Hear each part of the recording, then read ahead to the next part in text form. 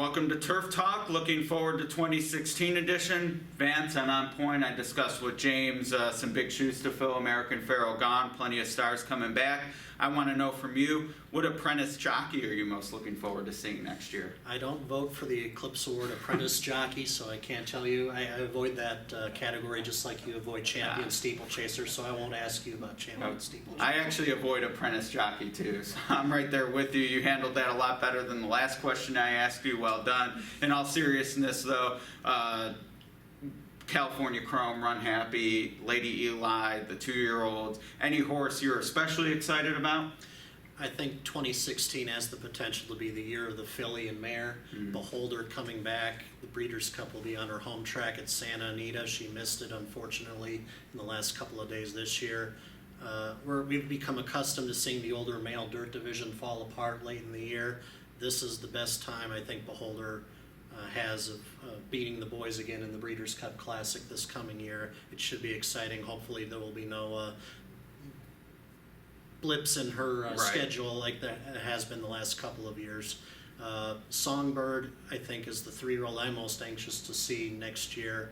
I was most impressed with her Breeders' Cup Juvenile Fillies performance, faster than the Colts and Geldings ran.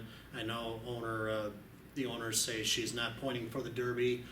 We'll just take a wait and see approach on that. See if she's nominated. Yeah, see if she's nominated. Even if she doesn't make the Derby, I still think she could possibly make the Preakness if she wins the Kentucky Oaks like Rachel Alexander does.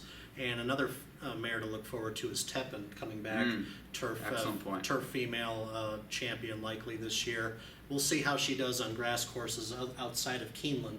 She dominated against males in the Breeders' Cup at Keeneland. We'll see how she handles at Santa Anita this coming year. Right, and I'm sure it's interesting you mentioned her because, and I joked with the apprentice jockey, but really from a horseman standpoint, Cassie Racing, it's always been around. I mean, no strange name to us, but you know what they've accomplished recently with Mr. Oxley and then Conquest Stables and the other new clients, truly extraordinary. And given their relationship with Woodbine and history there, I wouldn't be surprised to see Tepin pointing for the Woodbine Mile this year. That's certainly an obvious choice. The 4-star Dave is a great one. I mean, we could be looking at a truly historic domestic campaign for a female turf horse. Normally they stick with their own sex until the Breeders' Cup, but she has some looks outside her division for sure. Absolutely. I mean, like you said, this could be an historic campaign for her, and we probably haven't seen anything like it since, say, All Along came over here after winning the ARC and won the Canadian International, Washington, D.C. International,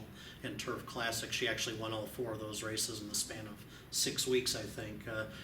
Tepin's campaign will be a little bit more spread out, but you know, if she runs in those type of races and beats males consistently, you know, she could be in line for Horse of the Year, no question. Yep, and Lady Eli looking to come back. She'll be a 4-year-old, so they might butt heads at some point along the line. Lots to look forward to. I'm certainly look forward to talking with all the topics with you in the coming year, and appreciate 2015. Excellent. Happy holidays, everyone.